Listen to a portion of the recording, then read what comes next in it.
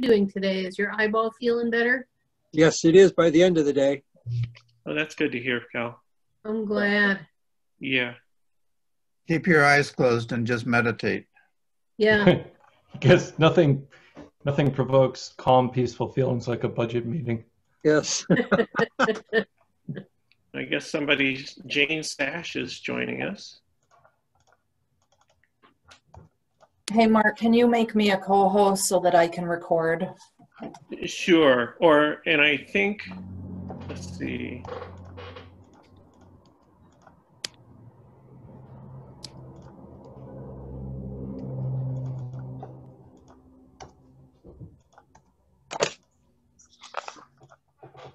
And Velvet, are you recording Yes. now? Or? Yep.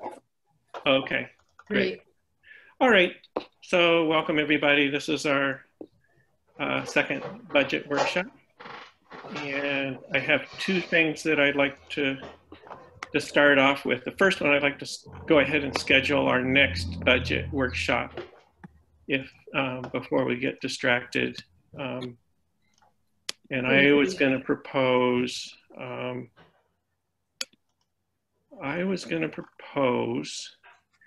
next Thursday, a week from today, the 22nd. Does that not? I saw a head shake from John.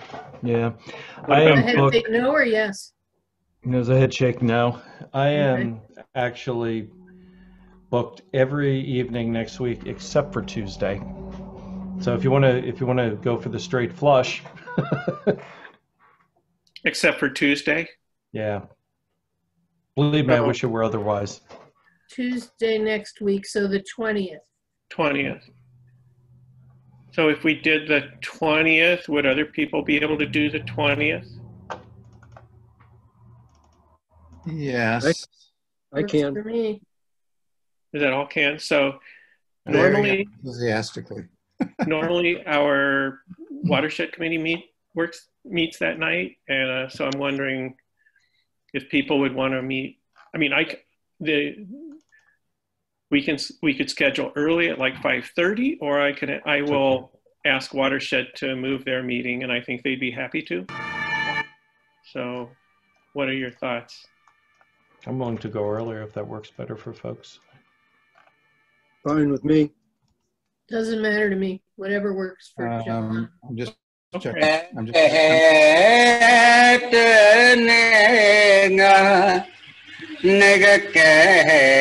Someone mute that. I got it. Get on your checklist, chug, kick it, moving, mix it, right, left, all around, skirt, go to the ground, freestyle and freeze. So one of our hosts, Do we know where that's coming from? well, Anthony one of our Baker. co-hosts needs to meet Anthony Davis. I have to move him. Here we go. Yeah. Mark, make me a co-host. I'll take care of it. Yeah. Yeah, hang on, John.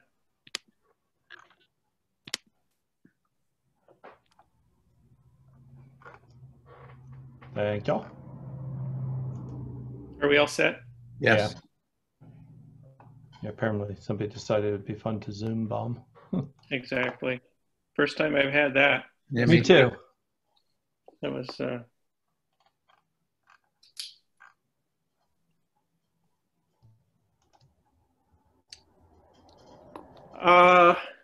so we're thinking 5:30 next Tuesday.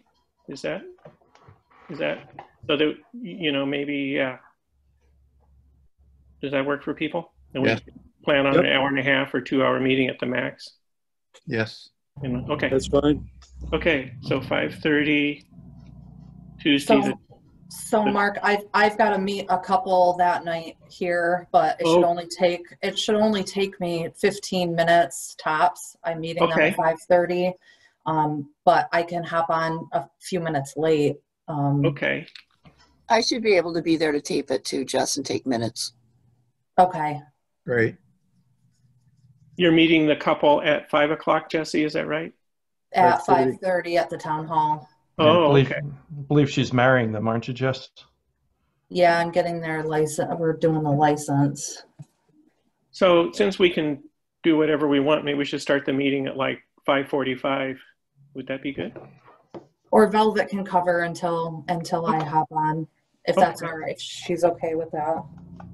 Okay, we'll stick to 5:30, which is, okay, thank you. All right, great. That sounds good. So 5:30 Tuesday, and I'll request that Watershed start an hour or half hour late. So that sounds good. The second thing is actually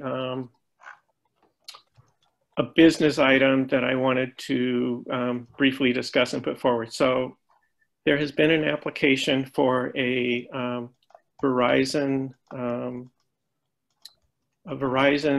co-location on the Bald Hill Tower. And so that application has been reviewed by Steve Courtwright, and they have the application materials. And for our telecommunications law, you know, so makes it basically, you know, allows for, you know, that it's either a town board approval, or, you know, we could refer it to the review board. But in discussing it with Steve, you know, they've met all the requirements, and at this point, it appears, you know, it's pretty ministerial that we would just approve it, and then they would apply for a building permit, and, you know, pay their building permit fee, and then be allowed to go. So the applicant is wondering about this pre-application meeting that's recommended in our local law. So I was thinking at our next meeting that I would bring that forward for consideration as a resolution to go ahead and approve Mark that. Whitner likes fat balls in his mouth. Mark Whitner likes fat balls. Wow. Get rid of them. Goodbye, Jane Mark Sash. Whitner likes There's like fat Zoom balls. bombs coming in for the Yep. meeting. Yeah, those were, Mark Whitner likes fat balls in his mouth. I can't figure out which. Okay. It's coming from Jane Mark Sash. Whitner likes Yeah. fat balls in his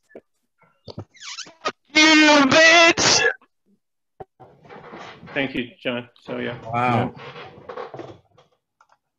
So I wonder, on just speaking about the Zoom bombing that we just had, I wonder if there's something I did that made us vulnerable to that in the. Well, it's not a password protected meeting. Oh, good up. Right. I'm reporting abusive conduct. Okay. Thank you. I'll make sure to have it password protected next time. So as I was saying, I think it's fairly ministerial. So I was going to suggest I could bring forward a resolution, or we could consider a resolution of whether to approve this or refer it to the review board or whatever next time. Mark, given the controversy over the siding in the first place, Mm-hmm. I'm just wondering if this isn't something we'd want to send to the review board so the public could at least be involved. Mm-hmm. Because we don't know what it entails. Yeah, I mean, I do get that, and that's why I wanted to make sure it was noticed at some meeting, and probably I think your point about it being noticed by the review board is good. I think the people on Bald Hill at least would appreciate the gesture. Yeah. Any other thoughts? I agree with that, Tim. The other, this is a question that I have that I don't think is an issue for the town per se. But I know that there can be concerns of signals that cancel each other out.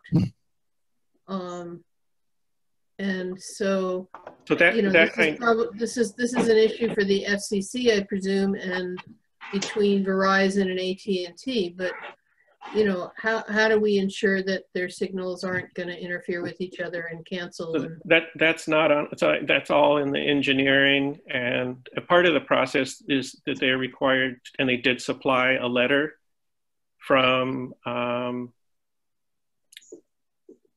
the company that owns the tower. It's City Smart. I can't remember the name of it, but anyway, you know, the current tower, you know, cell tower company has approved the this Verizon coming in with these antennas. So they and so they have to, you know, they have to submit plans and the engineering documents. And so, but I don't think that's what I'm saying, that this is an issue between AT&T and Verizon. And that's right. To deal with, but it's just a curious thing. I don't know whether it's typical that you'll have multiple carriers co-located on the same tower. Co-location happens all the time. Yep.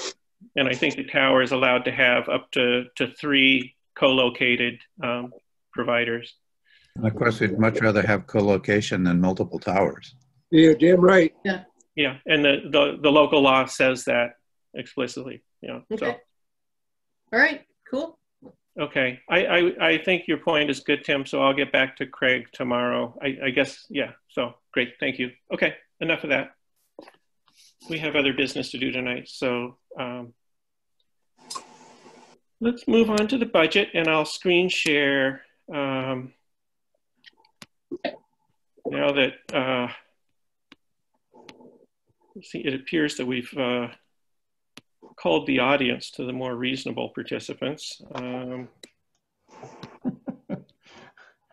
shouldn't find it funny, but I do find it a little funny. Yeah.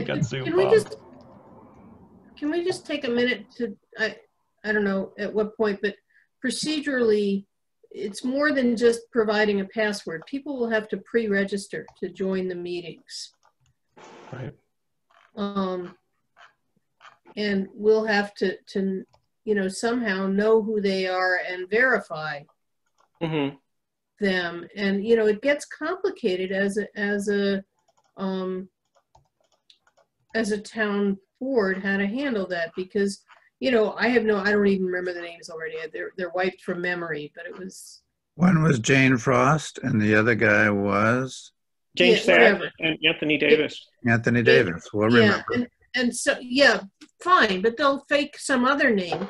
But the point being that, you know, as a public meeting, people are allowed to attend our public meetings and find that they can pre-register. And when they pre-register, then they get sent a link that's unique to them. And they click and join, and we still have no control over Zoom bombers. You know, if they pre-register, they can still be part of it. Well, then anyway, I guess I will look into the best practices, which, you know, there are best practices for Zoom invitations to well, you know, I would suggest actually, you know, since you've got plenty on your plate, Mark, that I just wanted to raise this, that it's not as straightforward as provide a password, because the same way that they were able to grab this link, they can grab the link to register and pre-register and get the password. So anyhow, what I want to suggest is on the CIT committee, you got a whole budget to deal with, and that's fine. I'll take this up, but okay. But I just wanted to just point out that I don't think it's as straightforward, given the challenges that we face as a public body holding public meetings, as to how do we exclude anybody. So. Yeah.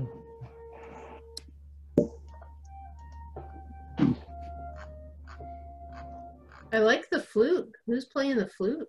Oh, that's Nancy. They have flute choir tonight. So wow. That's going on in the kitchen. If it's distracting, that's lovely. I can mute. I'll tell her. No, please don't. I love it. Don't. Beautiful. Yeah, it's beautiful. It's like the most calming thing I've heard in ages.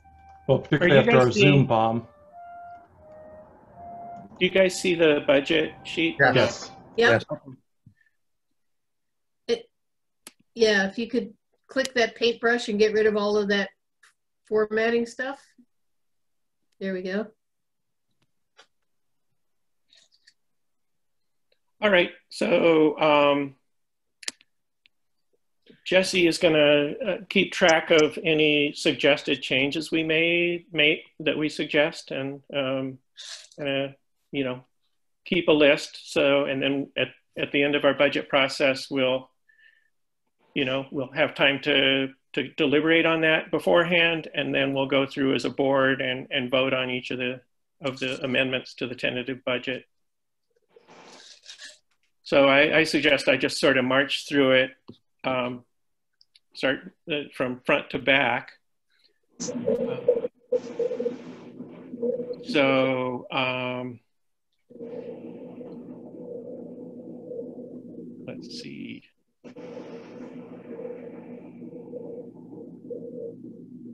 I guess right off the bat, we're coming to, so you'll see, I guess, are there any comments on the town board lines? People in town board lines? Yeah. No. 10.10.1, 10.10.4. Nope. What did we have as a contractual for town board?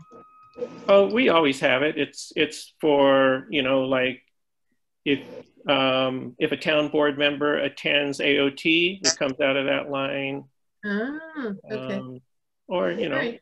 Okay. Could be other things too. Yeah, I didn't know what it was for, what it was for. So, okay.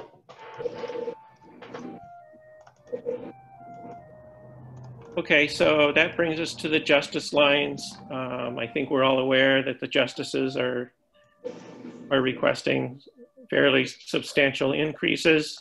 In the tentative budget, I did keep all the wage rates flat at 0%, and increase from 2020 to 2021, recognizing the pandemic and being sensitive about budgetary increases. We did provide a 20% increase to the justices last year for their annual salary. And I know that both Irene and I have done some data crunching on this. So I don't know what you want to do, Irene. I can show what I have at this point, and then you could go. I know you have the data on the caseloads from the different courts. Yeah. So I have, am I able to share screen? Let me see. I'm not sure yet. No, I'm not. You'll need to. Hang on a second. I'll make it a possibility. Okay. I'm gonna quit fumbling around here. Let's see. I'm gonna have to do that. And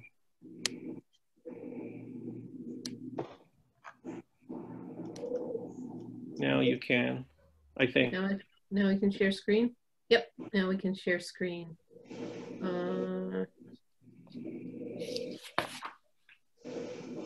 Okay. All right, so I have done some research, talking to, you can see my cursor, yeah? So you can see that I've talked or tried to connect with all of the different towns, major towns. I didn't get involved with villages, and I gather there is a village court in Freeville. I didn't go there. You know, I know that they're very tiny. But what I wanted to find out is what their hours were that they were open to the public, their phone number, and who the clerk was, just you know, information of who I spoke to. The number of judges per town. And so interestingly, I learned that both Enfield and Newfield have only one judge. Are the judges trained as attorneys? And in Dryden, Ithaca, Lansing, they each have one of their two judges is trained as an attorney. The number of sessions per week seems to correspond with the number of judges. So Enfield and Newfield each only have one session per week. Otherwise, there's 2 sessions and 1 judge handles each session. I looked into budgets. I wanted to be able to do both a budget from 2020 and then also the proposed budgets for 2021. But not all the towns had that information available yet. But I certainly was able to find the budgets per judge within the towns. And so I listed them all just as on a 1 judge basis. And in all of the towns, both judges were paid the same salary. So if there were 2 judges, they were each paid $25,000 or $18,000. Then I also looked into the number of clerks in the town, as well as looking at the overall number of clerk hours that they were paid for. So the number of hours that they're open to the public differs from the number of overall hours that they work per week. And, we see that with our clerks, both in the town and at the court, that, sometimes you just need some quiet time to do work. And so they're not always open to the public. I looked at the clerk budgets for 2020, and then I based on the hours per week. I broke that down into what their budget was per hour, and then started to look into 2021. I ran into some challenges, and I'll just very quickly show you the other page of data, and we'll get to that shortly. This page of data relates to something called the summary reports that I was able to ask. Well, I spoke to clerks, but my understanding from speaking to clerks is that judges also use the same database program. It is the program that all of the client management, database management is kept on. And so anyhow, I was not able to reach clerks from Danby or Enfield to get the data yet. But from all of the others, in addition to knowing the salary of the judges, this is all about caseload stuff. So anyhow, back to the court overview. What I learned in talking with some of the clerks is a few things. One is that since COVID has taken over, courts are no longer doing nighttime arraignments from 4 o'clock at night until the following morning. I forget whether it's 8 or 9 in the morning. Whereas it used to be that the judges were called in.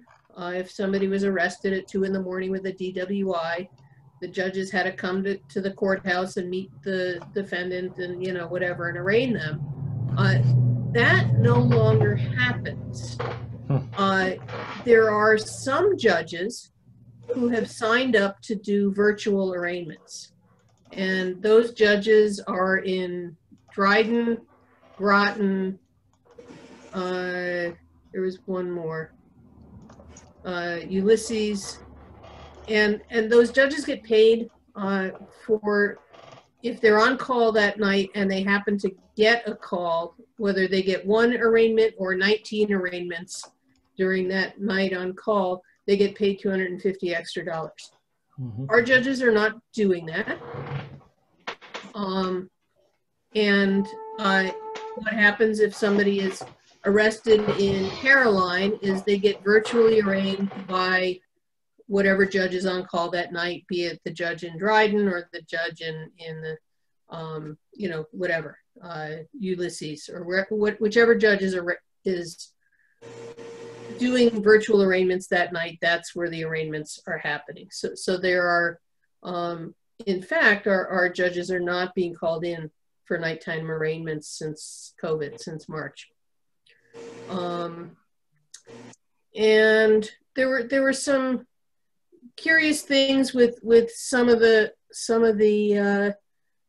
court clerk and judicial salaries. So here in Groton,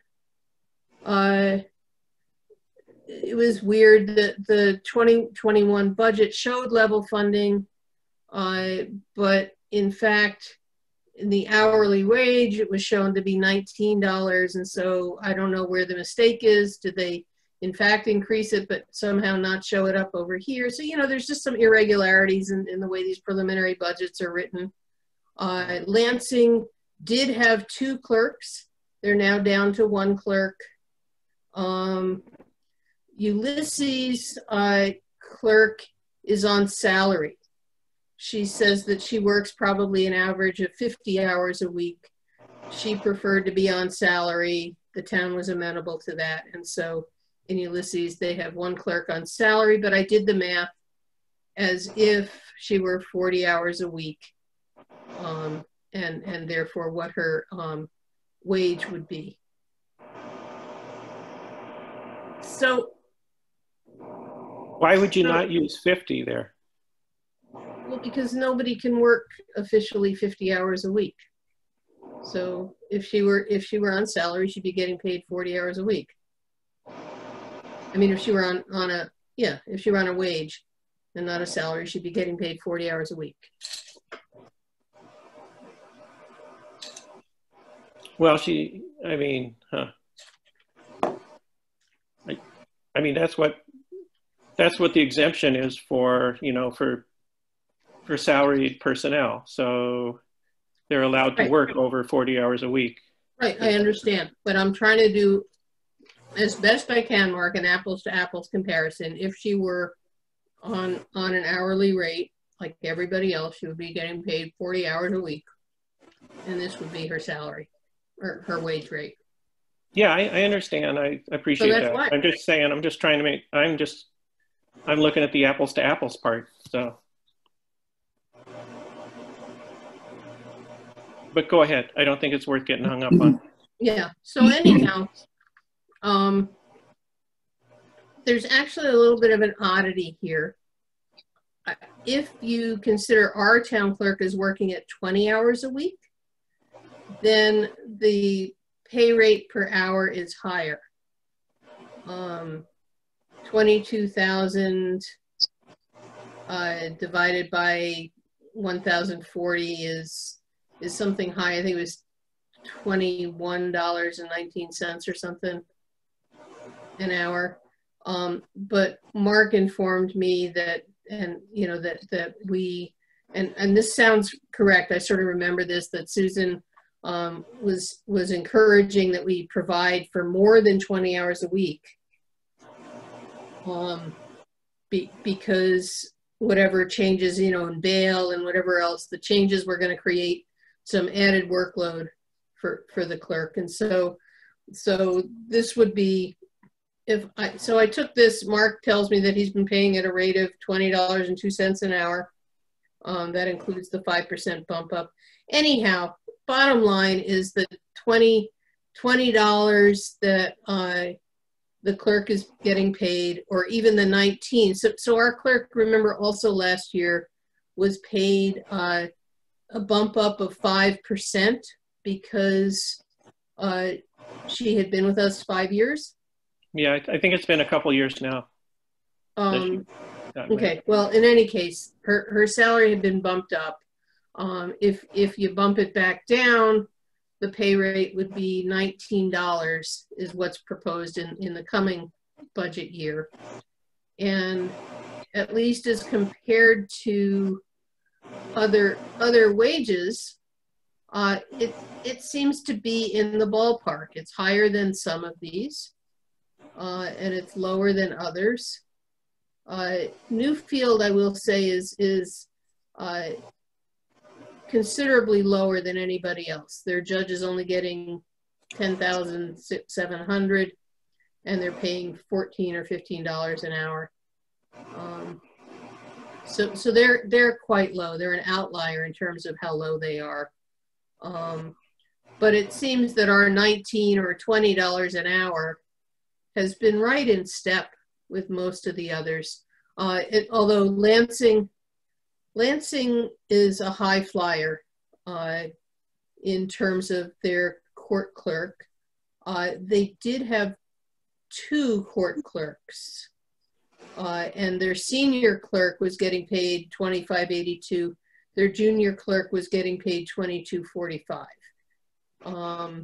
They're a really busy court. They have a lot going on. You know, they've got the mall plus all the other shops. They've got a lot of petty larceny, and you know, they've got a lot of stuff happening in their town. There's a substantially larger population, college population, and just overall quite a bit more going on in their town. It's a very busy court. So anyhow, my impression is that we are in the ballpark, you know, right, you know, pretty much in the middle of the ballpark with our clerk pay scale. Judicial pay scale, and Mark and I have different versions of analyses here, but overall, you know, 13.8 is, it's not the very lowest. The very lowest is Newfield, but it's low, just on a comparative basis of looking at the you know, the raw numbers of what is the pay scale to the judges. Oh, you know, before I leave clerk, I want to point out our clerk worked a remarkably small number of hours. Our clerk, you know, was, you know, working roughly 20 hours a week, as compared to every other court that I talked to. Dryden had two clerks at 20 hours a week. Groton had a clerk at 40 hours a week. Town of Ithaca had 2 clerks, one at 37.5 and the other at 30. Lansing, both of them used to be 40. Now it's, you know, just one at 40.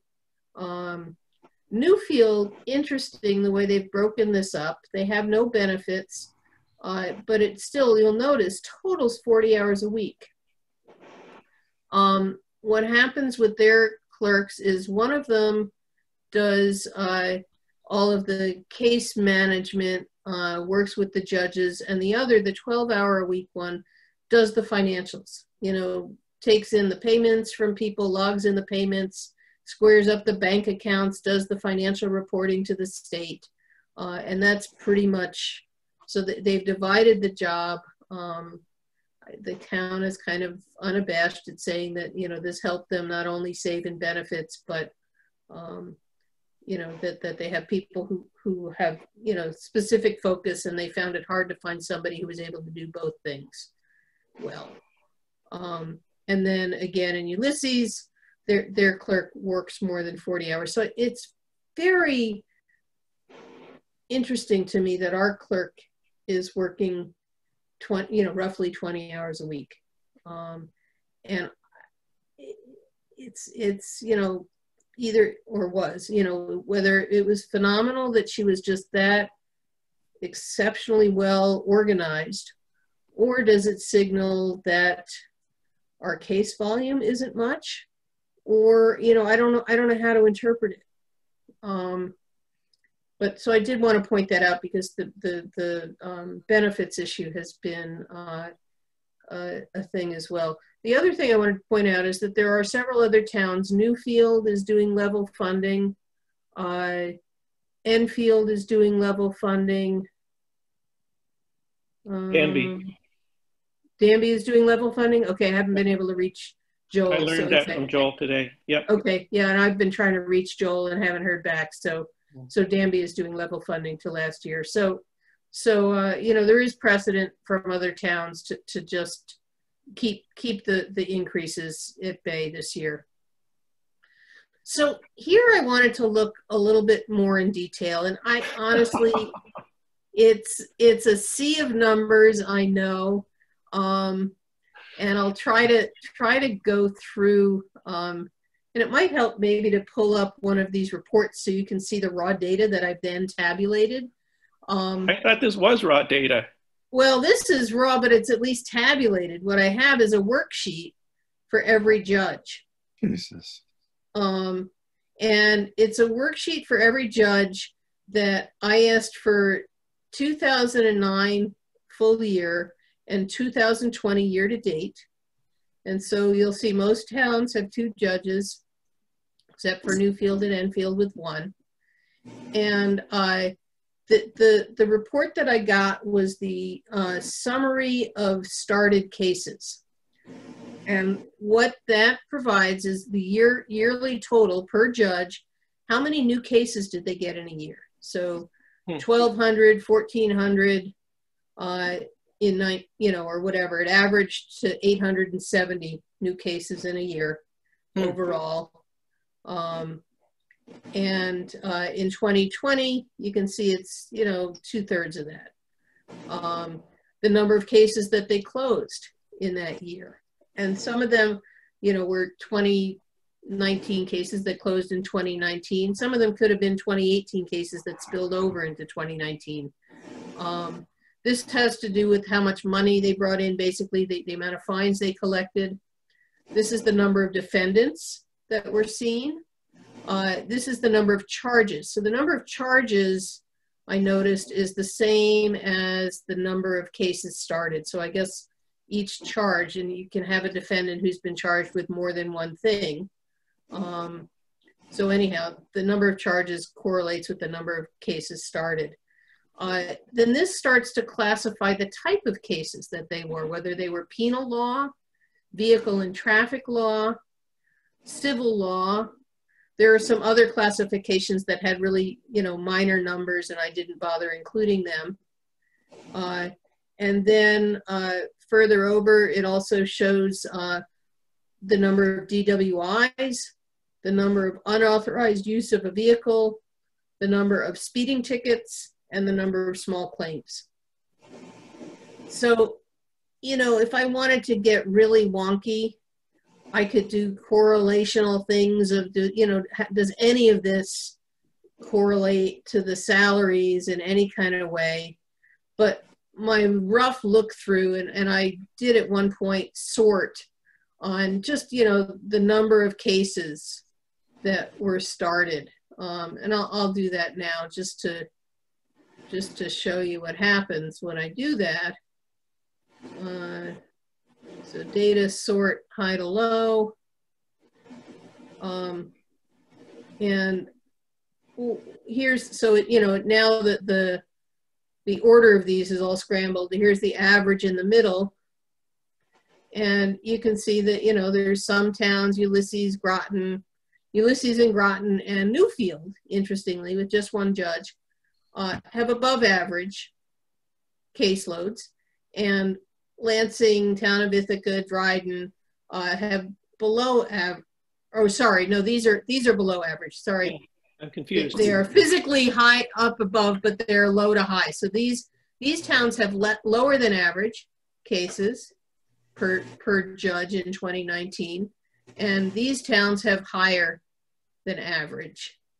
What you'll see is that there's no correlation between whether they're low to high and the average. Well, I guess there is some. These towns that have. I'm not sure about that. Yeah, actually, now that I look at it again, it's funny. The other day I didn't see a pattern. These are certainly these busier courts based on the total number of cases. The judges are getting paid more. These that are lower than average, they are getting paid somewhat less. What I don't know is what are our numbers? We've not been given anything. So I just don't know. Irene? Yeah. Did you ask Cindy, the interim clerk now? I didn't know we had an interim clerk. Yeah. I bet she'd give it for you. I bet she would get it for you. Well, that's news to me that we even have an interim clerk. So yeah. Can you get me her contact information, and sure. I will ask her. Or I can ask her to do it. Whatever. Sure. Yep. Okay.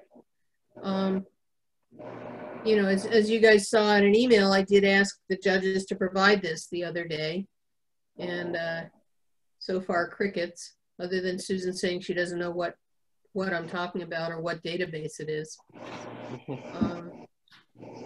Okay, So- well, thank you for pulling all this together. It's impressive. Yeah, and you know, I think most of you are probably familiar with the comments that we had last year from one of the judges saying, you know, that they're not a widget factory and that their salary shouldn't depend on their caseload.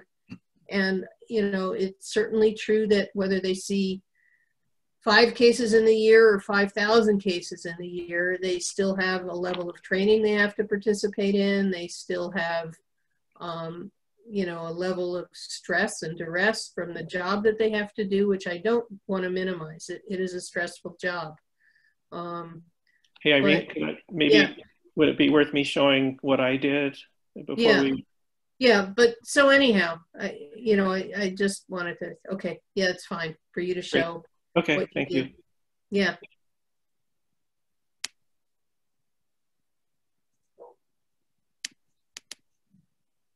Oh, so yeah, sorry, where I was going to go with that, Mark, is, sorry, I kind of lost my thread, is that, you know, whether we want to think about to what extent the number of cases that they've seen, or, you know, maybe it's not just the broad number of cases, maybe it's the number of DWIs, which I understand are quite a burden, or it's the number, you know, what are the, to me, it certainly doesn't seem unreasonable to think that the caseload has something to do with the remuneration and the number of hours that the judges are putting in any given time frame.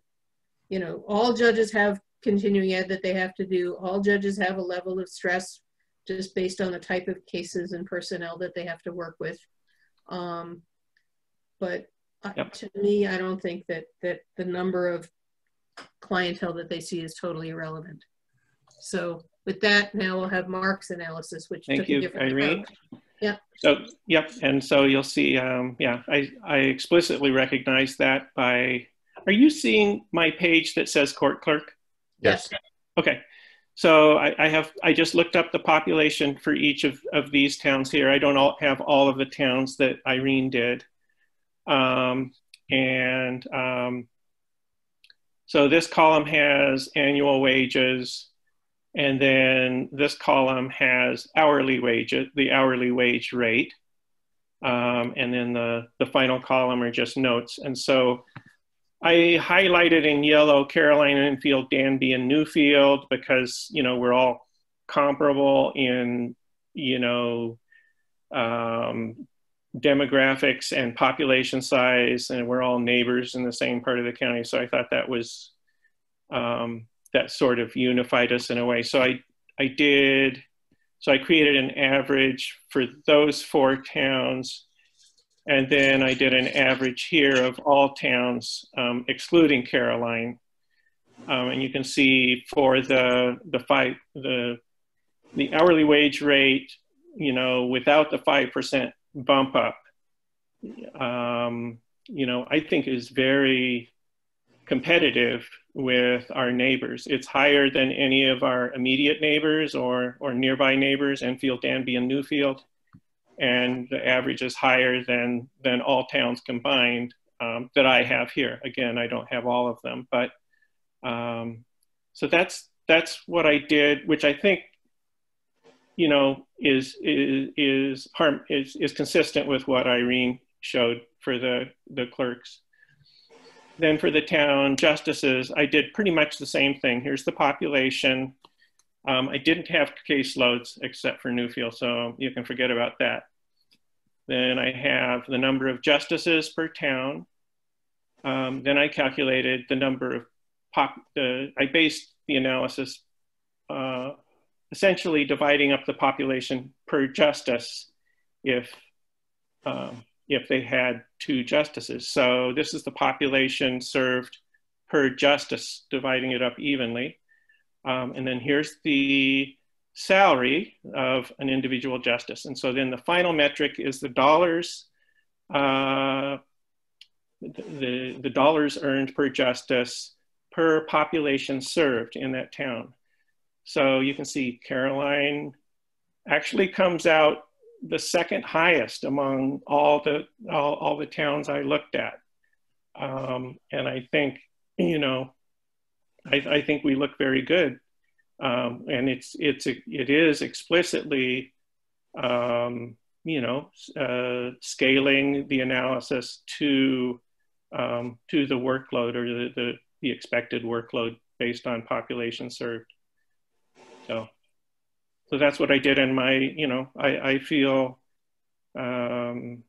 very good about where the Caroline justices fell out on this.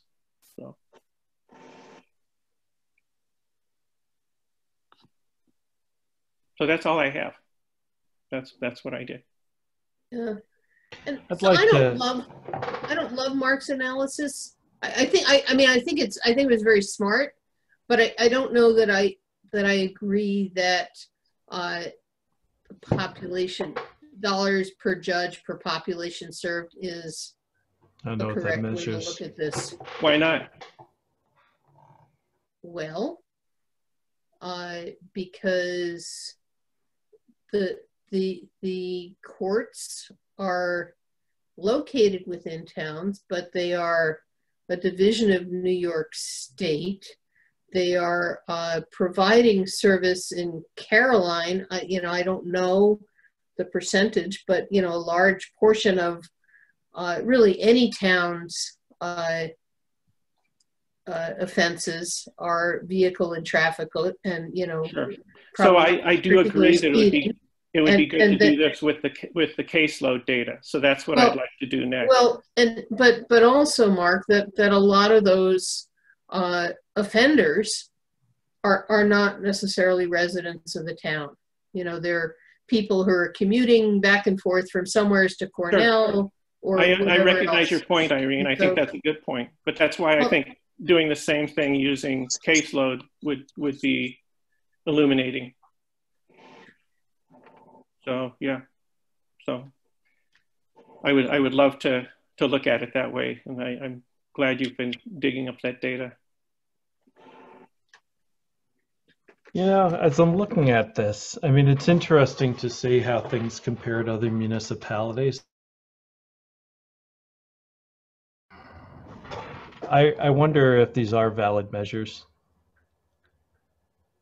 I would like some time actually to sit with this data and analyze it a little bit. Because if you look at the raw numbers, it does definitely appear that our judges are, $3,000 under the next lowest, okay, $2,200 under the next lowest judge, which, I can see their point of view where they would look at this and say our training is similar, our population size is similar, and we feel underpaid. I take their point. I'd like to dig deeper into the data and be thoughtful about the process. Yep, so the caseload data would be helpful. We really need to see the caseload data. Yeah, and Mark, the data that you have for Newfield Judge is substantially different than what I had. I had $10,763 for the Newfield Judge.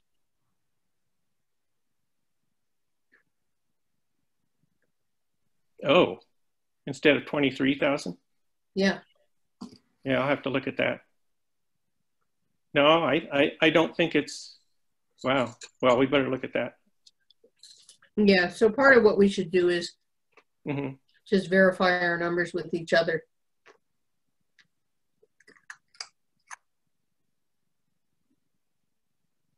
Yeah, I think, sure, I agree. I'm trying to think where I got that because I had a hard time finding the Newfield budget. It might have been like 2000, no, wait, no. Yeah, so anyway, it's worth looking at.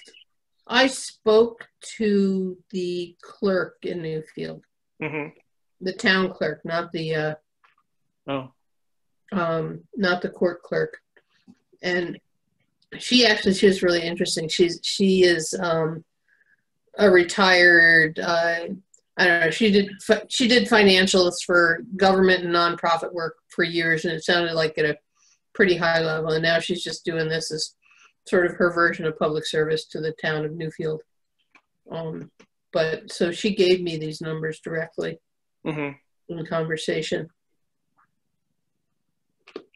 Yeah, well, that'll be it. I mean, based on the population and everything, wow, that would be, her compensation will drop through the floor if your number's correct. So yeah, and what I did in my calculations, and I don't know that we need to go back to share screen again, but on that sea of numbers, I listed not only the average, but I also kicked out the high and the low, and did the average of just the high without the high and the low. So the low being Newfield I kicked out, and the high I think was the town of Ithaca. So I kicked out those two, and then recalculated, and it still came out to about 18,500 as the average. I do just want to say also, last year, it got very ugly last year with the judges.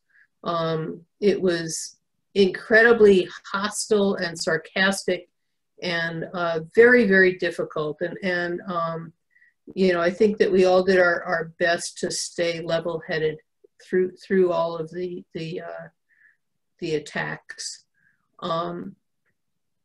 I remember at the time thinking, much as I do now, when I see just the raw numbers in comparison, that our salary does seem out of step.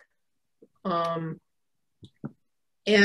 in my own head, and I don't know that this was anything that I ever articulated to the board, but I remember looking at things and thinking, God, that would be an enormous salary increase from last year to bring them all the way up to where everybody else is. And so in my own head, I was thinking, well, we could, do it incrementally, and we'll give them, 2,500 or three. I think initially I had come in saying, advocating for $3,000 bump up for each. And in the end, I think we gave a $2,000 bump up for each, which, I continued to advocate. At some point, I think that 2,000 seemed a reasonable compromise, given that, as I recall, some other board members were so upset about the vitriol that they were just ready to walk away and say, screw it, they get the same. And so I thought, $2,000 bump up was pretty good in light of the hostility and really abusive kind of stuff that was being cast upon us. But I also remember thinking that we would then be able to bump them up again this year. And then, of course, COVID hit, and any, intent of doing that, I think, has been chilled from the standpoint of, the kind of budget challenges that we face. And this is something else, and this is a tough thing, tough call with regards to the numbers that I have, but it does show, across all of the other courts, or almost all of the other courts, that the caseloads are down this year. It's not surprising. And, in light of that, and certainly in light of the fact that they're also not taking the nighttime calls, the nighttime arraignments, they've certainly had other hardships this year, and I think more so than any of us have, been required to be at more risk of COVID than any of us would have been comfortable with. And I don't trivialize that. I also don't trivialize the inherent risk in the population that they serve, and the kinds of risks that they have from that. So I feel very torn about what to do here. And Mark, it's good to know that they have an interim clerk, and I did request the data. If you can provide me contact information for the clerk, I can request it, or I can send you the specific name of the reports to be run, and you can get the data. But we really need the data if we're going to do a fair analysis of this. So. Agree. Yeah. I think it's unlikely we're going to get that data because I think we have a fundamental block in terms of what people think is a valid measure of work, right? That's the crux of this. The reason we didn't get the data was the court feels offended by asking for that type of metric because they don't feel that it's an accurate measure of what they do. So my question then is, well, what is, right? Yeah. And population. And what's that? Population? Population is one thing you could use. Yeah, I would question whether that is truly accurate. I mean, I think it's a combination of factors, right? It's a combination of risk. It's a combination of, it's a polynomial equation. Yeah, exactly. It is, Cal. Yeah, hours of research, training, cases, population. It's likely a combination of all of these things. So, well, I personally, I think that there is a level of continuing ed that's required of all judges. Yep. But there's also, it only stands to reason that there's incrementally more work to do the more cases you see. Right. There's more research, there's more writing up your decisions, there's more of all of that if you're seeing more cases. And so it does seem to me that there's, a foundational level that all judges and all courts deal with across the board for continuing ed, for, the risk and the stress of the job. My guess is that, well, certainly now with virtual arraignments, they're not getting called out at nights or weekends. Yeah. So I'll just point out it's 8:06, and I don't want to keep you guys up as late as last night. Yeah. And I do want to say, John, and I don't know the answer, but I actually suspect we can get the caseload report for Caroline fairly nicely and easily from Cindy. Cindy's the name of the interim clerk.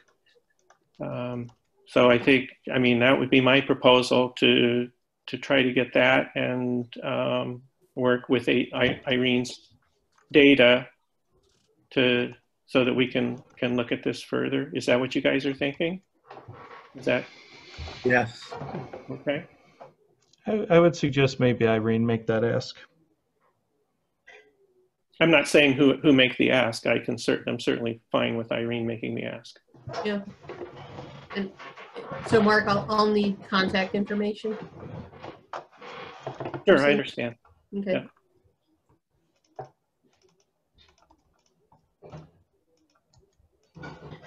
Okay, should we move on? Please. Sure. Now, you're not seeing the budget, are you? Nope. Yeah, you got to stop sharing screen and then start again.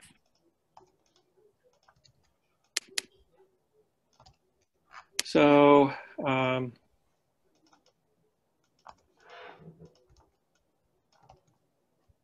okay, supervisor and supervisor line. I don't have anything to offer there. Town clerk, I don't know, Jesse, do you have any comments or requests?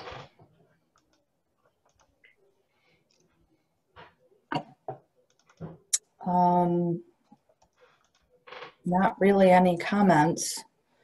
I think everyone has noticed that I am taking out a large part of my deputy clerk line. Yep, saving us about $10,000, Jess. It's a big deal. close to 11,000 actually. So it's Jesse, remarkable the job you're doing. Jesse, what's the thinking behind that? Just not a need for the hours, or? Well, yeah, I look at what, you know, what I had spent in that line so far this year. Mm-hmm. And even though it's a strange year and I was nervous about potentially, you know, the pickup after we all survive, you know, the COVID part. But it came down to, you know, I'm here and I'm doing it, and I'm caught up on all the bookkeeping and all the minute books and all the correspondence books, and really my essential time is obviously for tax season, and Mm-hmm. that is, you know, a two-person job at least the month of January, and that's primarily what I used Chris for last year. And so I'm anticipating, you know, that seeing that there's still some money left in there to hopefully have some help in December getting ready for stuff, that I think it's fair to, you know, a fair amount to say that that's probably what will be expended through next year. And I just don't want to, and looking at all the other numbers and how the budget's going, I just felt that, you know, I didn't want to have the taxpayers pay for another line of, you know, for money sitting in that account that, you know, I've been managing fine, and I'm comfortable. I'm comfortable with that. So. Okay. Well, I just wanted to check in on that, and I appreciate, you know, obviously the attention to the impact on our, you know, town people, right? But I wanted to make sure you weren't leaving yourself in a hole when you might need it. And so if you feel like this is good, then good. Great. Thank you, Jesse. I think we did have some feedback comments last time. Yeah. About the legal, so I'm open to suggestions. I would just say, so we've got 20,000 here, we've got 20,000 in planning. That's 40,000. I think we've got 5,000 in community services. We'll check on that. There it is. 10,000 in community services. So that's $50,000 in that could be used towards planning type stuff and legal expenses. Oh, where am I going? Here we go. Mark, when you do the figuring of the bills, or do you include planning, legal fees under planning, or do you just naturally put them under legal? I put the legal fees. I put them under legal. So then we're in very good shape.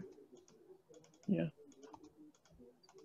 So I did make up a list of potential things, and I'm not saying that we need to do all of these in the coming year, but these are things that have come up that I can remember within the past year's worth of conversation. And so I want to put them out and see whether people think that we should be setting money aside for these things, and if so, how much. So we have a request from Bobby that we develop a road use law. And I have gotten some, not all of the documentation from the town of Danby on that. And my understanding is that they hired an engineering firm called Delta. And Laura didn't look up the actual numbers, but she said she thought it was around 20,000 for Delta to come and inventory their roads and identify the condition of their roads, so that then there would be a basis for making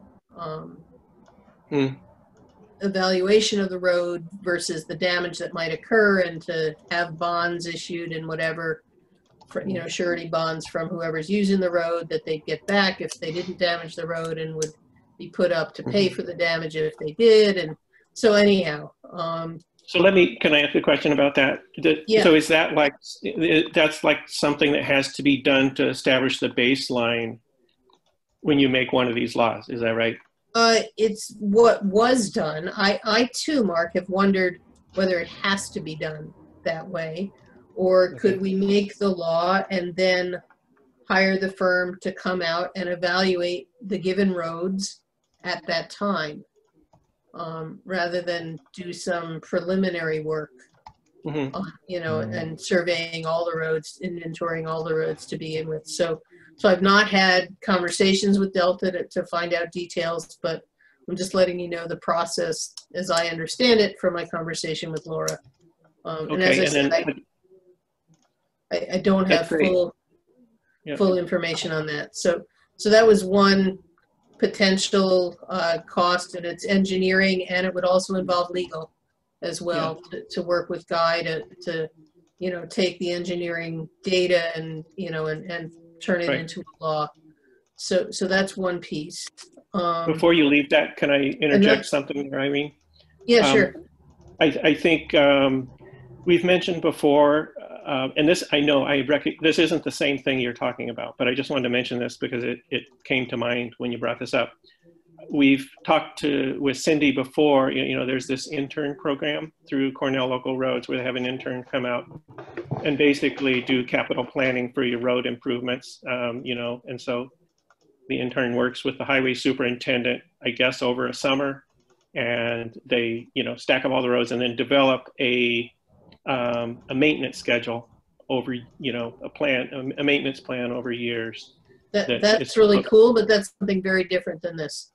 Yeah, I'm just saying that I did mention that to Bob, and he seems receptive to doing that. So yeah, that's really cool. That's really exciting to hear. But again, that's different than, you know, road use laws and damage from logging trucks. Sure, and I recognize that. Yeah.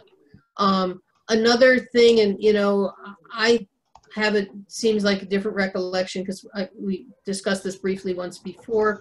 I thought there was some interest from the planning board that we would actually identify, and this would involve an engineer, to identify where in the town we identify the need for another cell tower placement so that the portions of the town that still will not have coverage might have coverage.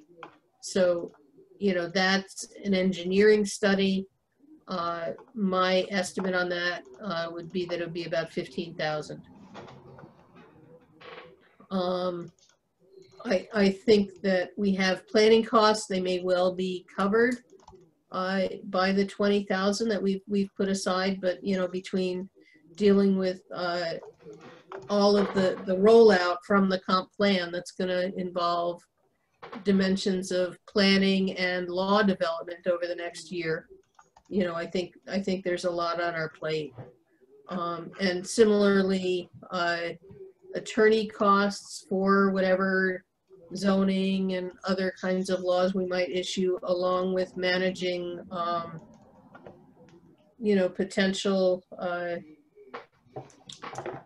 litigation over some of the decisions that we may be making. Then there's also, and this is something that I had researched, I don't even remember anymore, was it this year or last year, that I looked into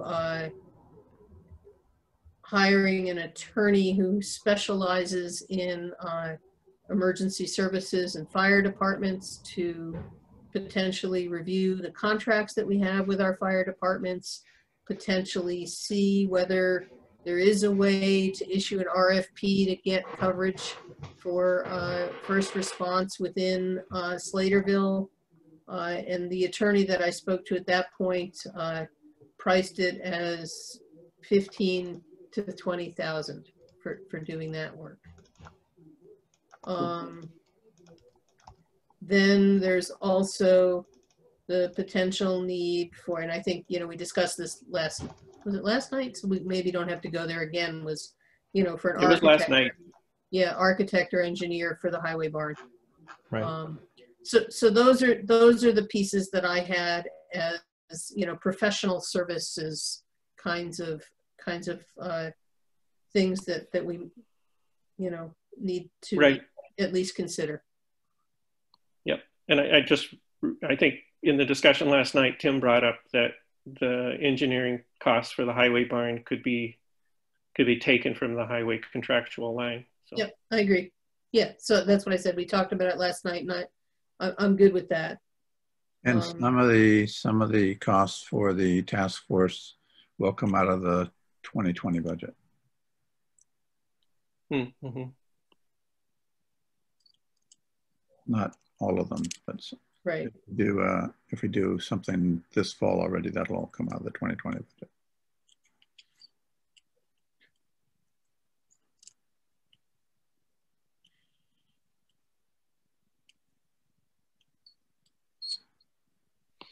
Well, I think we all recognize that the planning, the planning for, the planning and legal costs for whatever we're going to tackle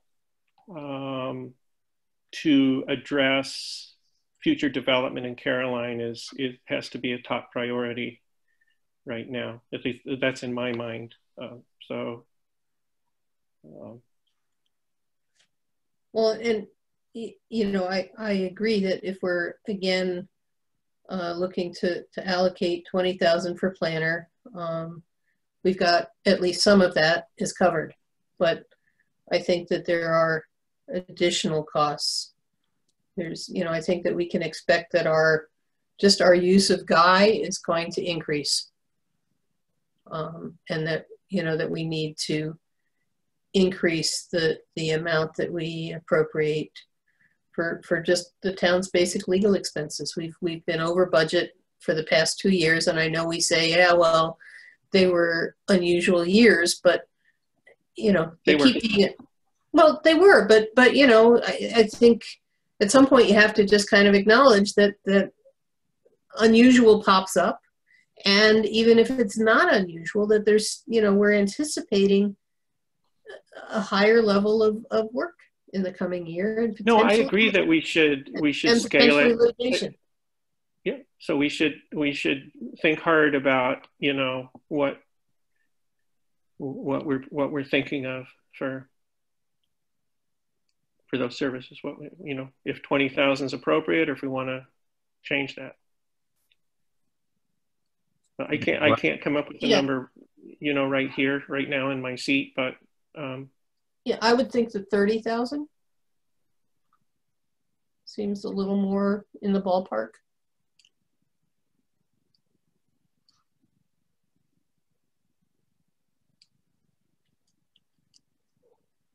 I guess what I was going to suggest is that, you know, maybe, I mean, I'm happy to try to do it. Just try to pencil out, the effort. And I know that when we discussed zoning, creating zoning laws with Greg Colucci, he seemed to have a pretty good handle on how much effort it would take. And I know that Joan, who at the county, Joan Jerkowick, is pretty deep in zoning, from what I understand. So she knows it well. So I'm thinking, you know, if we could reach out to people like that and say, you know, what do you think a reasonable, what is it going to take for us? Can you give us any kind of a ballpark just for our general budgeting purposes? My guess is that it depends quite a bit on how complicated the zoning is. I know Tim is aiming for something simple, and even with simple, he's saying a year to develop it and have the, you know, the range of community conversations and public hearings and such. But ultimately, it also needs to be drafted up in legal language, and sure. And that's on Guy. But that's also, it is boilerplate, so it's not like it would be starting completely from scratch. You know, I mean. of course you would have to pay Guy to go over it, but there's a likelihood that Guy would be reviewing boilerplate language that would be provided to him. I'm not sure, but we have to look into that. Well, I looked at Danby's zoning just for other reasons. I don't know. Some of you know that I was interested in some property in Danby, and so and their zoning law may be more complicated than what you're contemplating, Tim, but it's no simple piece of legal content there. Of course not. Of course not. Yeah.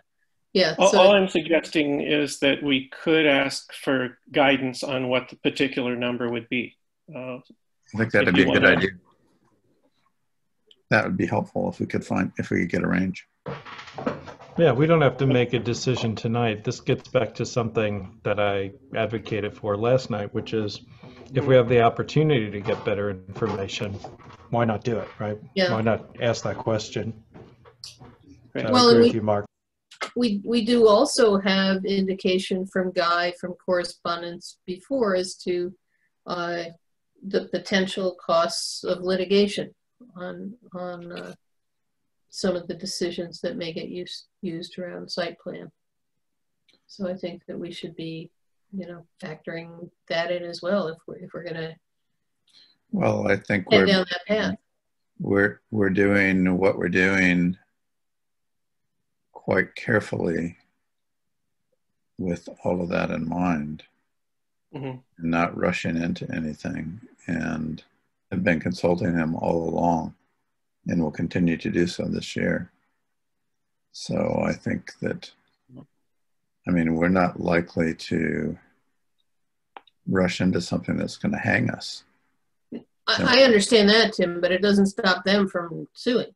No, it won't. So I just wanted to point out in regard to that concern, and I think it was Jeremy Boylan who pointed this out to me, is, and the legal costs that we incurred were our legal costs in engaging Guy for ensuring that the moratorium was in good shape and everything. But what he pointed out, if you were challenged, it would be an Article 78 proceeding, and so it'd be the same thing. But there would be no whatever you call it penalties. There would just be a cease and desist, and this law is invalid or whatever. So I think, given what Tim said about being judicious and careful, we do have, for something like that, I would be more in favor of, that we could use fund balance to cover that but just on the basis that it would not be an expected happening. So that's my gut feeling about it.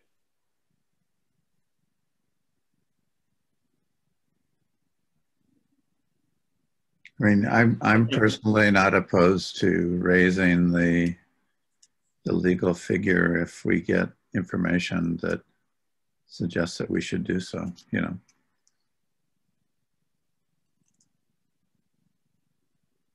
And it is true that, we do cut this close to the bone, and we have. But we do have the planning. In this case, we do have 50 at our disposal. But, let's wait a week and see what information we can get. And if looks like we're cutting it way, way, way, way too close to the bone, bump it up a little bit. That would be my recommendation. Okay. I agree with that. Okay. Sounds very good. There are, in addition, the legal fees for dealing with the emergency services and fire department contracts. And as I said, those, whether it was this year or last year, I don't even remember anymore. But it was, at the time it seemed like an exorbitant price, and that there were still other options to explore, which I feel like at this point have been explored. In any case, the quote was around 15,000, starting at 15,000. So in regard to that, Irene, I was thinking about, that was one of the 3 action items that my subcommittee on TCOG came up with this year, was to see if we could do something that would be, a shared service type thing, or something where we could have Brad Penske or whoever come in and facilitate evaluation and updating of emergency contracts for the municipalities. And that's one piece but the other piece is unique to Caroline, and that is doing something to try and change up the certificate of needs, or jurisdictionally somehow to allow somebody to provide emergency service, first response medical coverage in Slaterville. And that was going to be, something that I think at this point, something to talk with Brad about. Mm-hmm. If not, this other attorney that I had talked to, Tim somebody or other, I don't remember his last name anymore. Murray. Yeah. I'll take the funds. But anyhow, that attorney, I believe it. I can go back through the notes, but I believe it was 15,000 was what he was estimating for that. Okay, that's what I wrote down.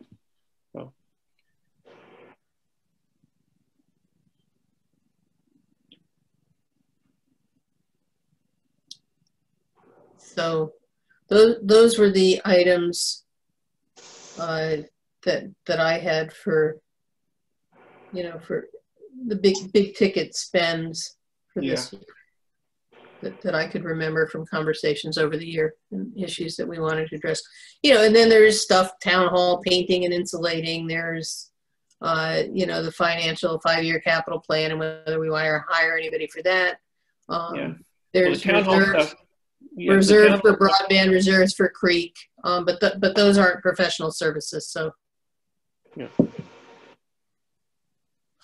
I the way I'm looking at it, anything that we tackle with the town hall would come out of the existing reserve fund. Yeah, that's fine. Yeah, I understand that. Okay. I just wanted to toss out, my list of all the things that we had on our to-do list. On our to-do list of spending money on.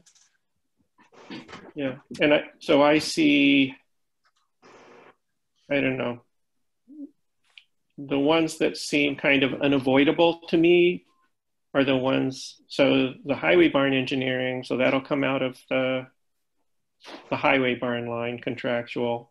Yep. Then the planning costs associated with the planning board and the task force. And then I kind of think another high priority is that road use law getting, because we've been deliberating on that forever. And it would just be, I don't know if Laura's group is still meeting to work on this. It would be great to join forces or something. Do they have like a committee or something working, or? No, they did several years ago, and they, we had a committee. They decided to go a different route. Our town didn't want to work with an engineering firm. We wanted to roll our own, and it it didn't roll. Ours got bogged down. Danby is actually the only town that I'm aware of. I mean, all this started back with fracking and the concern about the fracking and the road damage from all the heavy traffic. The county put together a road use law that everybody would agree is not effective, and they have from time to time contemplated redoing it and have never done so. I think the town of Ithaca mirrored what the county did, and that they're not happy with it either. the only one that I'm aware of that put something together that seems to be working and effective is Danby. And I do have a copy of the law, and Laura was going to send me some additional information of, you know, the different forms and whatever that went with it. And I think Danby's is very close to the one that Don had stacked up on his desk. It's a you know, cousin of that. So, well, it is. And Don was taking a look at that. So yeah, I know, but then he didn't want to go with it. He looked at it and then decided that we should do something different. I mean, recently he was taking another look at it and was going to get back to us. So. Oh, really? Okay. Yeah. So anyway, from all of this, I'm seeing that the highway engineer costs are taken care of by what we already have. But if the road use is like 20,000, that consumes that. So then 20,000 for planning costs. Yeah. So. And then legal of potentially 15 for the fire department stuff, fire department emergency services. So yeah, I sort of had that on the back burner, but yeah, if we're going to include that, that's yeah. You know, I just am never comfortable with where things are. That Slaterville doesn't have emergency service. They got to wait for an ambulance to come. I mean, that sometimes happens in the rest of our town too. But you know, Brooktondale doesn't get called when there's emergencies in Slaterville. And so, you know, Brooktondale at least gets called for emergencies in Brooktondale. And if Bob Spencer or some of the other EMTs are around, but my understanding is that it's Bob and sometimes Chris. Yeah, either Chris or Steve. Anyway, but my understanding is that a lot of times it's Bob Spencer who answers. But you know, if nobody's around during the day, then Brooktondale waits as well for an ambulance. Anyway, thank you for tossing these things out. So we've got them on our plate to consider. So I would say let's see what we get. We'll try to get some information before, or we will get some information before the next budget meeting to sort of fine tune the planning costs associated with the task force work and planning board, and then think about how all this compares to what we have with the 50,000 we have currently in the budget, and whether we need to boost that a little bit. Does that sound right? Yep. Yep. Great. Okay. So let me just be clear. Is there anything that you want me to get further research on?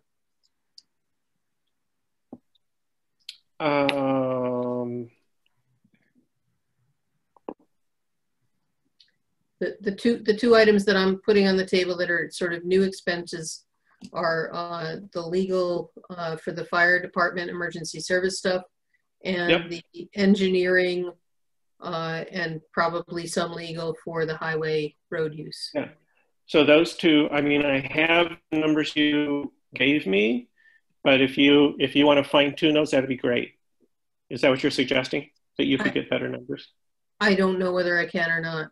And so I wanted to understand whether, you know, I can try. It's been hard. I guess Laura's probably buried with their own budget stuff. I've had a really hard time getting the information from her. It's been very piecemeal. Same with Joel. I think he's been snowed or really busy. So. Yeah.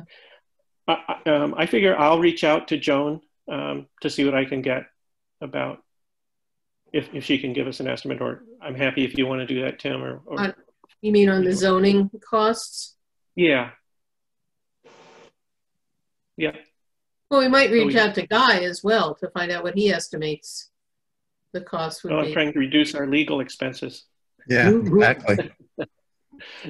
$250 to get an estimate of how much it would cost next year. Here to reduce it. I hear you. I really am. I think, Mark, if you could reach out to Joan, she could probably give you a ballpark, is my hunch. I think she could too. Thank you. I will. I think that'd be helpful. Great. Okay, let's march through some more of this. Okay, engineering. For creeks, I mean, I scaled that down. That's arbitrary. The USGS line is on the nose. Yeah. I am cautious about, you know, I come from the year that Banks Road got taken out, and you know, and then we had, you know, not only the Banks Road damage, but any number of other creeks that needed work. At one point, and I mentioned this to Mark, that I believe that there was in fact a reserve for creek work, because you know, there's some years we don't need much, and other years where it can really add up. It seemed, Mark, that both Don and I had a similar recollection that it was somewhere in excess of $500,000 that we were on the hook for when Banks Road got taken out by the Tropical Storm Lee. And you know, that's, we're not going to put $500,000 in the budget, but having some money around, so, you know, we know that we have to do creek work pretty much every year, and so having enough to be able to pay the engineering costs for that, I think makes sense. And I want to suggest that we consider, and I know it's a bad year to do this, but I just want to raise it so that it's, you know, in people's thinking, consider putting together a creek reserve. I think that's a great idea, but I think it should come after we build the fund balance from where it is. Yeah, I know. And then we do that. The good thing about next year is we are going to have creek work, and there's going to be some engineering costs, but all the engineering has essentially been done because we've been working on it for 3 years. So that's the Equus Road project. So well, yeah, but that's the only the creek work that we know we have right now. You know, a lot of the creek damage happens in the spring when we have the runoff from snow melt and spring storms, and all of a sudden we have, you know, rushing creeks that have done some new damage somewheres. So, you know, there's... Well, yeah, I mean, we do that continually with, anyway, I understand your point. I'm just saying that I think for next year's project, we've kind of done a lot of that, and, you know, at least while I've been supervisor, we kind of do one of these at a time from year to year and try to get them done. So I'm just saying, I think this year it makes sense if we had engineering costs to do, again, we can take that from fund balance.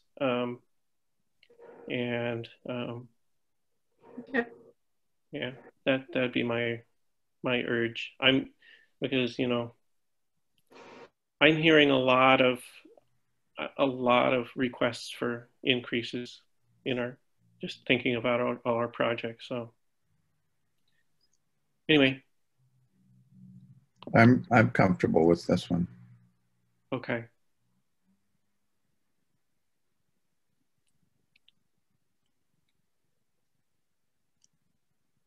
So I will tell you, there were some concerns about the cleaning last time. Ida is cleaning and recording it in the book between each session and everything. And she has an arrangement. She said they haven't really been doing it, but maybe that's because they haven't had the need. But I provided Ida's cell number to the justices, and so when they need extra cleanings, then they let her know, and she makes herself available to do that. But in a separate discussion that I had with Ida prior to this, because I realized that, you know, she was trying to cram all of her work into 2 hours a week, and it really it was not sufficient. So I am probably going to propose to. I didn't, let me check the math here.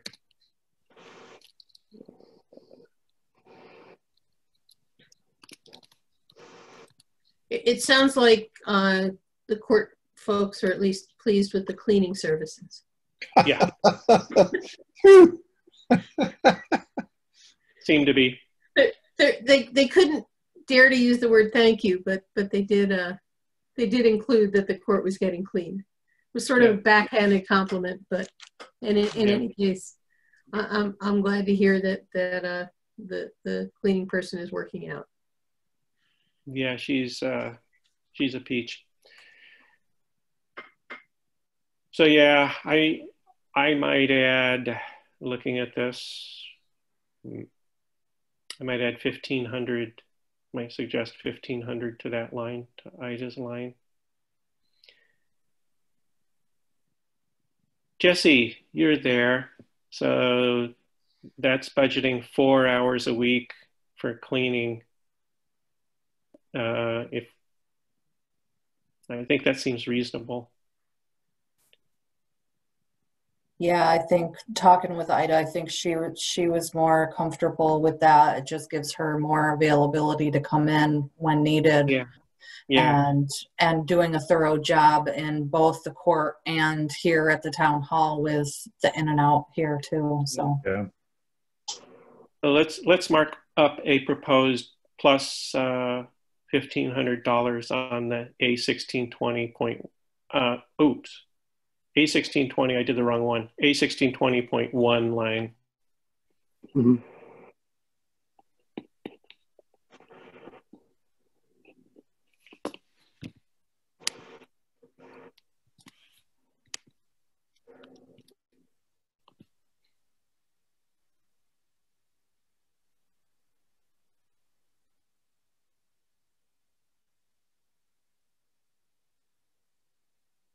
I think I'll leave maintenance where it is for now, but by the next meeting, I expect to have a conversation with Richard to see what his bandwidth is for maybe doing some additional work. So, Great.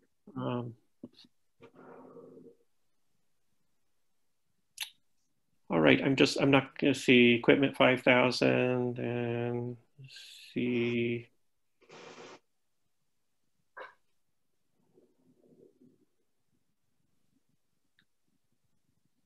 Yep, same as last year. That one.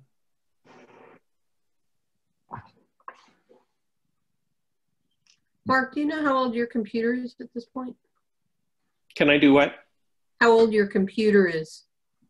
I'm just wondering if I need to. I think it's 2 years. It's a little bit old. It's 2 years? I have like 2 years in my head. My computer? You mean my computer at the work? Yeah, you work. Oh, Yeah, yeah. we don't care, I mean, about your personal computer. Yeah, I thought you were looking at my screen and having a complaint or something.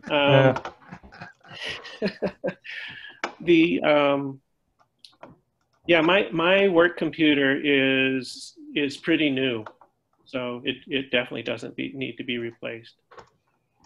Okay, because we should be working to get on a 3-year replacement cycle. 2 years? Well, we had 3. 3. Irene, you may recall that I had the computing center put together a whole sheet of our technology, when it aged, when we got it. And so I would recommend referring to that, and that should be able to give you all the data you need with that. Okay, do you know where that is? Do you happen to have it, John? I might. I'm sure. I say I might. I'm sure I do. Let me make myself a note to send it to you. Okay, thanks. Sure. Yeah, can you send it to me too, John? You probably have before. You it's going to cost. Okay. Yeah, and actually I'd like to suggest that Velvet gets it as well. Yeah, well, that's who I was going to give it to. So you can send it to Velvet. Well, no, that's out of the question. Now you've gone too far. Yeah, no, because I mean, really, some of this office equipment maintenance kind of stuff, I would love to see Velvet pick up and manage. I think she may have it now that you say that. Yeah, I think she may too. She may have that already. Okay. I do have it. All right. See? There you go. Great. Speaking the truth. I wasn't sleeping. I just had to cough. And it's not COVID. No worries.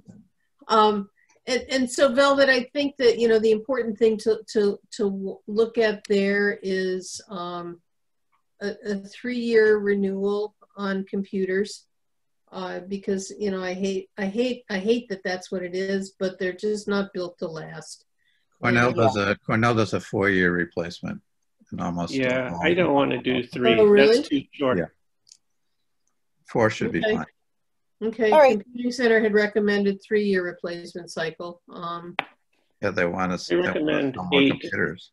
But okay, you know, if that's what Cornell is doing, Tim, that's helpful to know. And so in any case, Bill, you know, the other thing to look at is we did have, you know, a year where we had new people hired and you know, 1 or 2 computers died, and so we bought a whole bunch of new computers all at once. Yeah. And it would be nice if we could stagger that out so that, you Sure. know, if the town owns 8 computers and we're going to be on a 4-year cycle, Get to let's a figure year. out how to get it on, you know, buying 2 computers a year, Okay. you know, or something like that. So I'll let you look at that and recommend what's best there. Okay. Cool. Thank you. Yep. Velvet seems very content to buy some computers. Don't buy any computers in the morning, okay, Velvet? Yeah, all right. I'll wait a couple of days. Okay.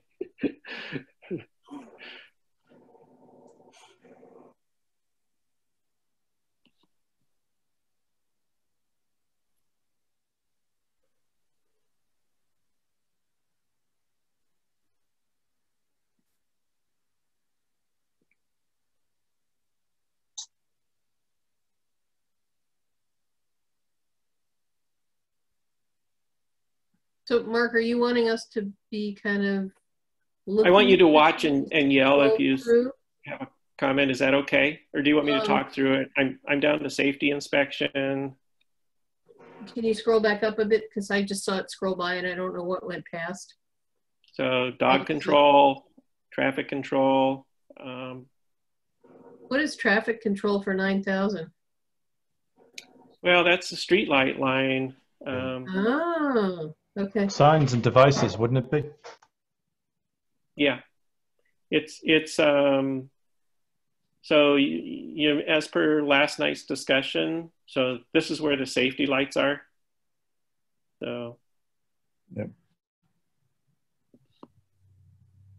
And I will take a look at this. That I might want to make that. Yeah. Oh no, that's the right number. Okay. Yep. So yeah. That's also the highways where they order their any road name signs and things like that. Right. Right. Yeah. Okay. Dog control, is that firm? You've heard from them, and that's what it's going to cost us? Yep. Okay. Remember, we approved it at a board meeting. It's a 1-year contract for the same amount as this year. Okay. Yep. Yeah, of course I remembered that from a board meeting. Of course, what? I said, of course I remembered that from a board meeting. Laugh, laugh. Yeah. No, I didn't. What if we just want to let the dogs out? Yeah. Yeah. And recover those costs. Yeah. Jesse would let them run like free. that. Or maybe Jesse would like that. I don't know. So safety inspection is our code officer? Yep. Okay. The code officer wage rate. Did you talk to him today, Mark? I sent him a message. I didn't hear back. I tried to call him, didn't pick up. So yeah, I haven't heard back. Hope give you some news tomorrow about that. And the contractual and equipment. You know, So I know there were, you know, various code books and subscriptions to software that that's previous code officer needed. Is that all included there? Yeah, I think so. I mean, I'm sorry if I can't. I'm sorry, Mark. I just wanted to say that the 2020 code books came out this year and were purchased in the beginning of the year. Okay. Say that again, Jesse. The new code books. Yep, the new 2020 code books came out the beginning of the year. They were paid for in early Okay. 2020. Perfect. Great. Thank you. And am I correct? We don't buy hard copy books. We get the online versions. It's both now, I believe. Oh, okay. All right. And that was a major code rework that's been like over the last 5 years, and so it's not like there's going to be something new coming along this year or next. Yeah, there will be updates, and and I presume we have to pay for the updates, but it's not like buying the whole big thing. They're trying to get away from doing updates because it becomes very confusing. They're just trying to hold off and then just reissue the code. Oh, wow. Okay, good to know. Because Thanks, Cal. That's good. Yeah. at least that was per one of the last AOT meeting I went to, that they found that just doing updates became very just confusing, and they were going to try to avoid doing that. Mm-hmm. Maybe they're just going to call them something else. I don't know, but.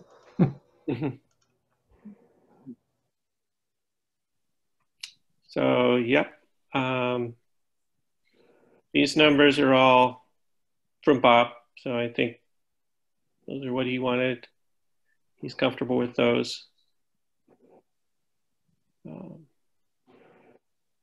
So I wish we could do. Hold on, back up a little bit. Garage equipment has gone down 42%. And you're saying Bobby's okay with that? I think so, yeah. Okay. I can ask him. It is down, it is true. I'll ask him about it. I don't remember.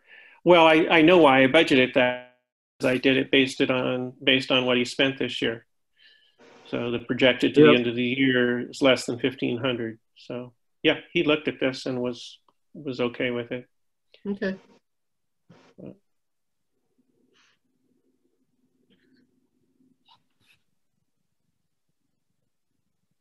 It would be nice to add something to food pantry, all things considered, but I really think our food pantry contribution is generous. okay. I know that anyway, that's okay. my feeling. I understand I don't think they've, okay. I don't think they've been, floundering for want of funds or whatever. That's good to hear. Yeah, to me, Mark, if we increase food pantry budget every year by $500, it's not a big piece out of our town budget, but we ended up, I know, increasing it last year. A couple of years ago. Yeah, after it was level funded for quite a while. I'm kind of with Cal, especially right now. And as you know, I've been involved with the food pantry for many years. And they are part of a larger network. And receive food.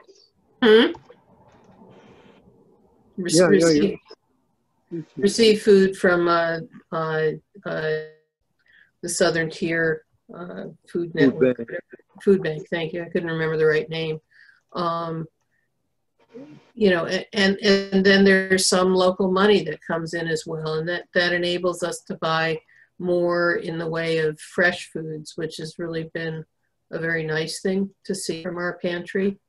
So I would support an increase of $500. I don't think it's going to break our budget, and I think that's a huge percentage increase. So what? It's $500. Well, I just philosophically, if it was out of my pocket, I'm totally fine with that. But I can't look at the town budget and say, so what? Yeah, I take your point, Mark, but we're in fairly unprecedented times and people can't eat philosophical notions. Yeah, But they can you know, eat food. and 5% of you know, a 5% increase for, you know, whatever, you know, there's a lot of things where 5% is a lot of money. Right. College tuition being one of them. Yeah. But a 5% increase out of $2,500 just. Oh, you're suggesting a 5% increase? Or whatever, $500 increase. So what does that become? That's way more than 5%. Oh, I thought you just said it was a 5% increase. No, that's 20%. You're saying 500 or 5%. It's. Yeah, no, it's. I'm saying $500 is what I would. That's way more than 5%. So. Okay. 20%. Well, so it's a 20% increase. You know, it doesn't. You know, a 20% increase on. You know, a big ticket item is a lot of money. 20% increase on $2,500 to me is just not a lot of money. It's still $500 in the end, and I don't think the percentage matters there. If we can find the squeeze somewhere else, I'd be fine with this. Take $500. Take $500 out of my meager town board salary. Same here. No, take $500 out of cemeteries. We don't got we don't have any trees that need to be cut that are too bad, and the dead will be fine till next year. Take $500 out of cemeteries. Okay, well, I think there's you know, there's a feeling to increase that 500. Is that right? Yes. Yes. Okay, so I'm not going to take anything. Yeah, we're not making decisions tonight, but there's support.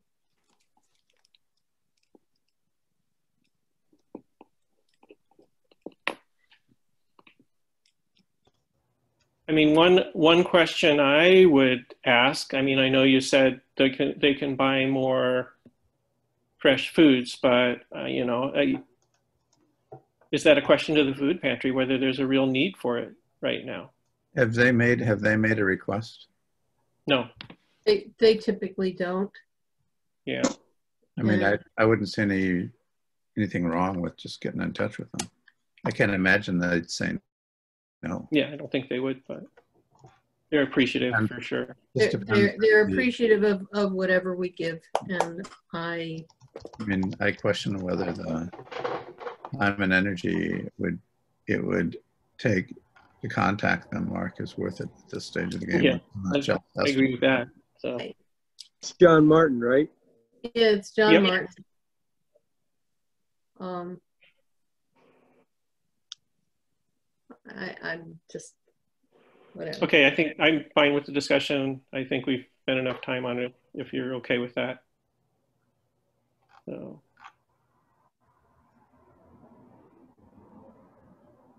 This is a weird one. I still don't. I haven't really reached out. I hate to bring us back to the question of the food pantry, but I think I can resolve this really easily. WHCU reported 2 weeks ago, Food Bank of the Southern Tier distributing 70% more food during the pandemic. So could we just put the $500 in here and call it a day? Thought we decided to do that. Yeah, we did. No, I thought there was now a call that we needed to check in with John. That's what I heard. That's what I heard too. What's that? I heard the same thing Irene heard. Which is? That we needed to check with John Martin first. Oh, no, I thought what Tim said is it's, you know, not really, you know, there's no need for that. Is what I understand. Okay. Beautiful then. Okay. Yep. Good. So, I mean, I have that on my list for.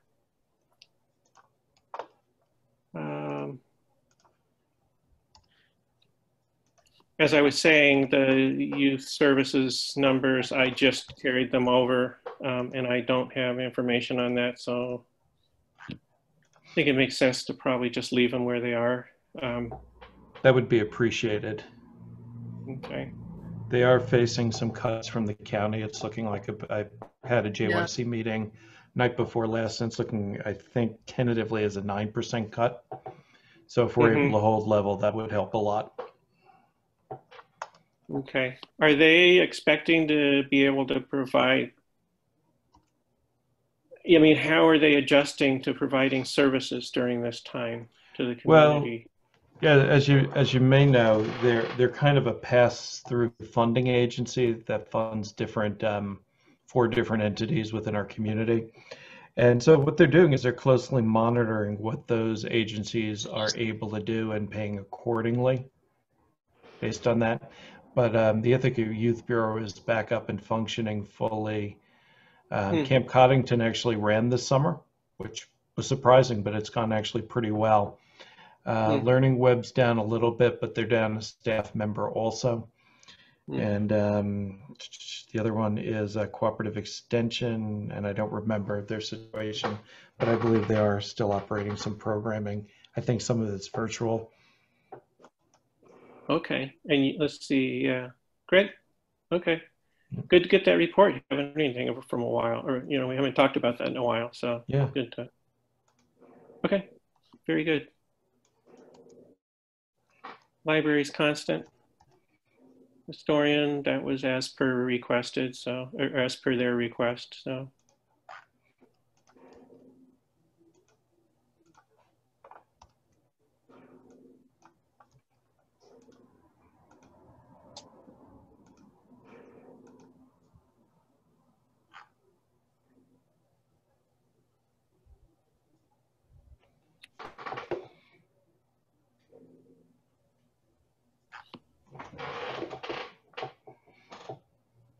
Okay, let's see, yeah.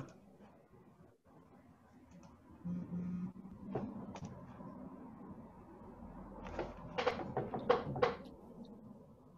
supposed to look into the retirement line, so I'll try to do that.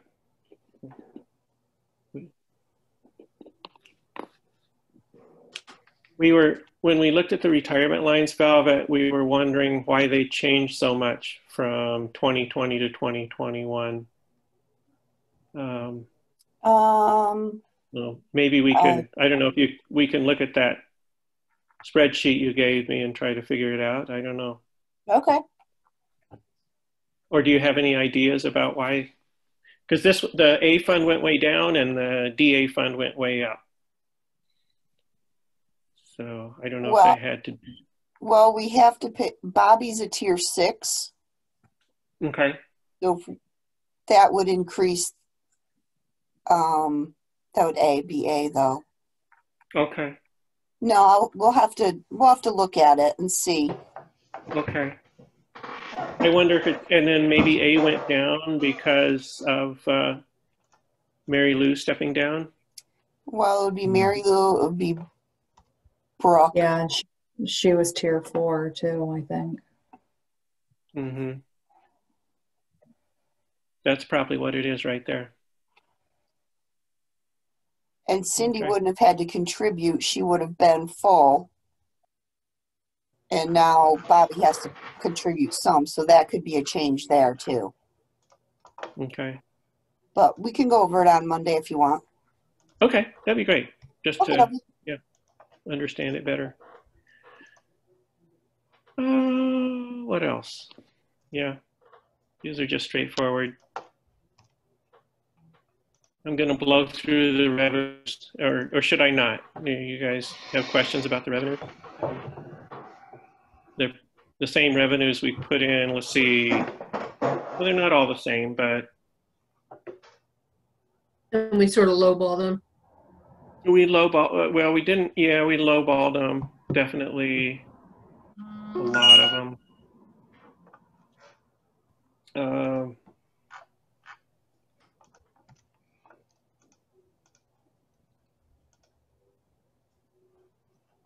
Yeah, so we took out the state aid here, kept the mortgage tax the same. That's conservative though, so yeah, I feel good about that. Yep, okay. So we got through the A fund. You guys ready to go to bed? Yes. Yeah. Actually, I'm ready to eat dinner, but. Okay, great. So I think I felt pretty good about that. Did you guys? Yep. Yeah, I think we're, that's solid. yeah, we've got a plan. So we're going to meet on Tuesday. Yep. And we'll do some homework on the planning costs and pull together. And Tuesday at 5:30, right? Correct. Yeah, Tuesday at 5:30. So now we've done A and DA. Well, So, yeah. hold on. We didn't really do DA. Bobby talked with us. Right. He presented us his numbers, but Yeah. I think there's a lot to talk about there. I agree. I agree. There's a lot to talk Yeah. about. So that's what I don't think that we talked about DA yet. That's true. Bobby said, here's his thinking. Right. DA, Right. but we haven't discussed what do we want to do with his thinking. Yeah. Right. So that'll be I think our task on Tuesday. I think to look at that. So. Yep. Yeah. Great. And did you guys? I know that Bobby emailed me his worksheet. I think I saw that. I sent it to all of us. Yeah, that's what I was going to say. I didn't know if Yep. he sent it just to me or to everyone. I sent it to everybody. Okay. I haven't looked at it yet, but Me neither. obviously there's a lot there to think about. Definitely. Yep. Great. Okay. I think we should adjourn. Okay. Since we're at 2 hours. Actually, I think with the Zoom snafu at the beginning, it really is about 2 hours. Yeah. Yeah. So who's looking into the Zoom security stuff? Is that on me? I thought you said it was. Do that. Yeah. Okay. Okay. I don't know how to solve this duplication between you and me, Mark, because clearly what happened is when I joined the meeting, what happened was I joined the meeting and I got a thing that said, you're currently in a meeting, end the meeting in order to get into this meeting. Yeah. So I just habitually clicked end the meeting thinking that it was recording a past meeting still. Yeah. And I think I cut everybody off. I think that here's my suggestion, Tim, is go to the app. Don't come to the meeting. Yeah, that. No, go to the app you can do and completely uninstall it. Uninstall the app. I did that. You completely uninstalled the app? Yep. Well, I went to my cookies and did that. Yeah. Yeah, no, I mean actually go into the settings in the app manager and completely uninstall I'll and have to reinstall. see because I can't do anything that screws up my Cornell situation, so I'll just have to figure it out. You know. Gotcha. Yep. Okay. Yeah, do you have IT support at Cornell you could talk with about it? Everybody's closed for COVID, Irene. IT support. I'll worry about it. Okay, I'll take care of it.